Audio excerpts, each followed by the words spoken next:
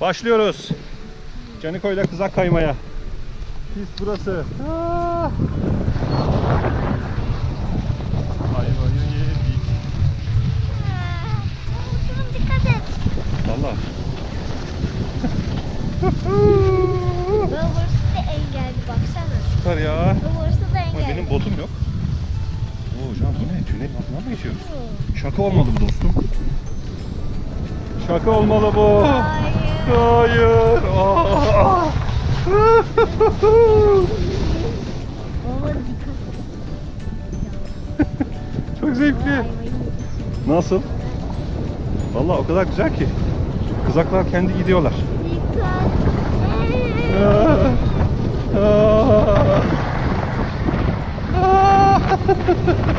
Can.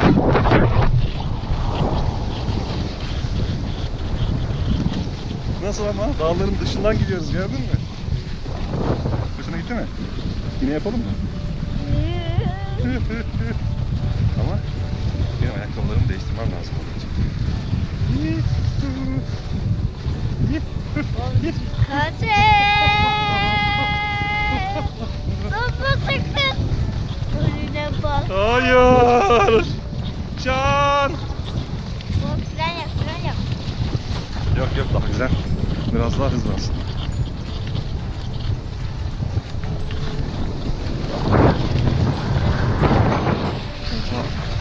Oha! Ne oluyor? Ayakkabılarım durmuyor lan.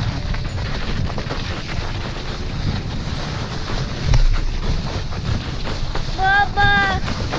Öleceğiz galiba. Galiba öleceğiz Can. Aa!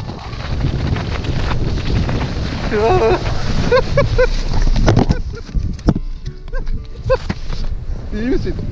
Bir yerin acıdı mı? Acıdı mı? Hayır. Acıyan bir yerin var mı? Baba. Can.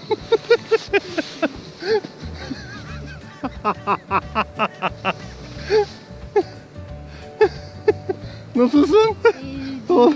Pek iyi gözükmüyorsun. Bir yerin acıdı mı? Elin? Hayır. Ayak? Hiçbirin acımaz değil mi? Senin? Hayır iyiyim. Ama çok korktum dostum. Ayakkabılar durmuyormuş ya. Kayıyormuş bunlar. Lanet olası ayakkabılar. Lanet olasıcalar. Nasıl düştük?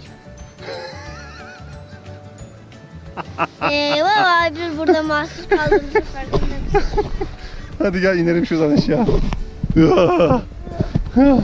Kalk bakalım. Bak benim hasar gördüm. Neren? Ayağın mı? Acıdı mı? Dizin mi acıdı? Birazcık acıdı.